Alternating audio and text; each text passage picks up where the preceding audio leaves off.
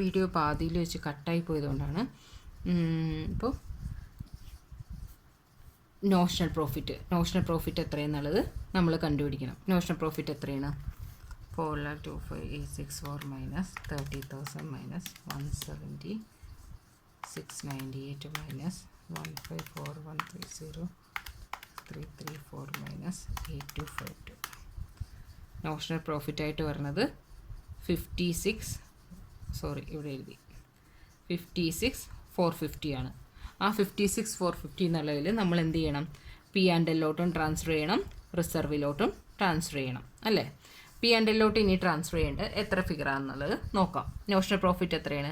56,450 into 2/3 into cash received എത്രയെന്നാണ് പറഞ്ഞത്? Cash received 3,60,000 divided by work certified 3,90,000. അപ്പോൾ 56,450 into 2/3 into 3,60,000 divided by 3,90,000 എത്ര വന്നു? 34,738. അതാണ് P&Lലേക്ക് എഴുതാൻ. 34,738. ബാലൻസ് ഇരിക്കുന്ന എമൗണ്ട് റിസർവിലേക്ക് ട്രാൻസ്ഫർ ചെയ്യണം. 56,450 മൈനസ് 34,738 21,712 42,5,864. ഓക്കെ, ഇതാണ് ഇല്ലുസ്ട്രേഷൻ 12. ഇനി നമുക്കെന്താണ്? ഇനി ഇല്ലുസ്ട്രേഷൻ 13 നോക്കാം. ഇല്ലുസ്ട്രേഷൻ 13 എന്താ പറയണെന്നുള്ളത് നമുക്ക് നോക്കാം. A contractor commenced the work on a particular contract on 1st April 2016. He usually closed his book of account for the year on 31st December of the contract കൊടുത്തത് April 2016 അദ്ദേഹം യൂഷ്വലായിട്ട് close ചെയ്യണത് ഡിസംബറിലാണെന്ന്. അപ്പോൾ അത്രയും മാസത്തേക്ക് മാത്രം നമ്മൾ എന്ത് ചെയ്താൽ മതി? ഇത് ഏതാണോ ഇൻഫോർമേഷൻ കൊടുത്തിരിക്കുന്നത് അത് കണ്ടാൽ മതി. ഒരു വർഷത്തേക്ക് കാണണ്ട, 9 months കണ്ടാൽ മതി. The following information is relevant from his costing record 31st December 2016. Material sent to site debit side, junior engineer wages ആണ് debit side, labor debit side. A machinery costing 30,000 remain in use on site for 1/5 of the year. അത് divide ചെയ്യണം, 5 ആയിട്ട് divide ചെയ്യണം. It's working life was estimated at 5 year and scrap value 2,000. അതെന്താണെന്ന് വെച്ചിട്ടുണ്ടെങ്കിൽ നമ്മൾ അവിടെ മുന്നേ പഠിച്ചാണ് ജോബ് കോസ്റ്റ് അല്ലേ? 3,000 നിന്ന് 2,000 മൈനസ് ചെയ്തിട്ട് അതിനെ 1/5 year ആക്കിയാണ് ഡിവൈഡ് ചെയ്തേക്കണത്. അതിൻ്റെ വർക്കിംഗ് ലൈഫ് എങ്ങനെയാണ്? 5th year ആണ്. അപ്പോൾ 3,000 മൈനസ് 2,000 ആ amount divided by 5 divided by തിരിച്ചു ആ എമൗണ്ട് ഡിവൈഡഡ് ബൈ 5 ഇടണം. അല്ലാന്നുണ്ടെങ്കിൽ ഈ ഇൻഫോർമേഷൻ ഒന്നും തന്നിട്ടില്ലായിരുന്നെങ്കിൽ എന്ത് ചെയ്തേനെ? 30,000 നിന്ന് മൈനസ് 2,000 മൈനസ് ചെയ്തിട്ട് ഈ 9/12 കണ്ടേനെ. Okay, A supervisor is paid 2,000 per month and had devoted 1/2 of his time on the contract. അപ്പോൾ എന്ത് ചെയ്യണം? 2,000ന് 1/2 കണ്ടിട്ട് അതിനെ എന്ത് ചെയ്യണം? ഈ 9 monthsലോട്ട് കാണണം. All other expenses 14,000. The material on site were 2,500. Material on site 2,500 എന്നുള്ളത് ക്രെഡിറ്റ് ആ ചെയ്യേണ്ടത്. ദ കോൺട്രാക്ട് പ്രൈസ് 4 lakh ആണ്. 31st December 2016 2/3 of the contract was complete. ഇവിടെ നമ്മൾ ഡിഗ്രി ഓഫ് കംപ്ലീഷൻ കണ്ടുപിടിക്കേണ്ട കാര്യമില്ല. എന്താന്ന് പറഞ്ഞിട്ടുണ്ടെങ്കിൽ 2/3 ഓഫ് ദ കോൺട്രാക്ട് കംപ്ലീറ്റ് ആയെന്ന് പറഞ്ഞിട്ടുണ്ട്.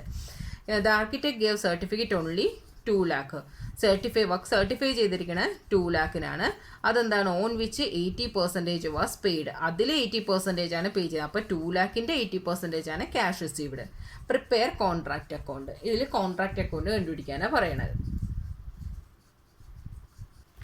മെറ്റീരിയൽ സെൻഡ് ടു സൈറ്റ് എത്രയാണ്? 43,000 to material send to site 43,000 to junior engineer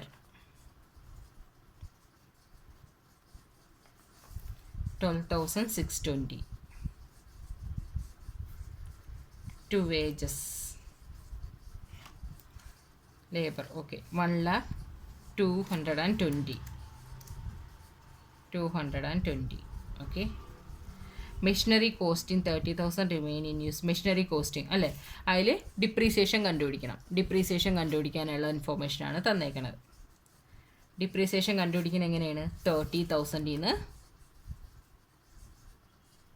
-2,000 ചെയ്യുമ്പോൾ 28,000 കിട്ടും. ആ 28,000 എന്ത് ചെയ്യണം? ഡിവൈഡഡ് ബൈ 5 ചെയ്യണം. 28,000 ഡിവൈഡഡ് ബൈ 5 ചെയ്യുമ്പോൾ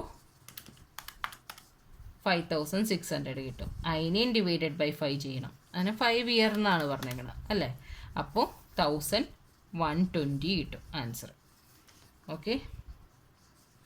ഇനി സൂപ്പർവൈസർ 2,000 പെർ മന്ത്. പക്ഷേ 1/2 ടൈം മാത്രമേ ഇവിടെയുള്ളൂ. അപ്പോൾ സൂപ്പർവൈസറിന് 2,000 ഹാഫ് ടൈം എടുക്കുക. അപ്പോൾ 1,000. ആ 1,000 എന്ത് ചെയ്യണം? 1,000 എത്രയാണ്?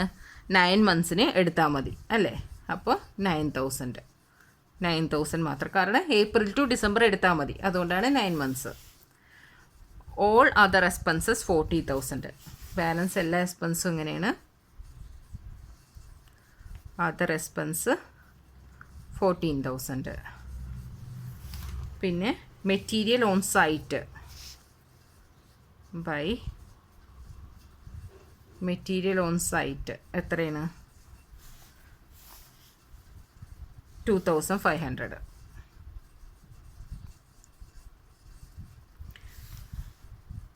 കോൺട്രാക്ട് പ്രൈസ് 4 lakh ആണ്.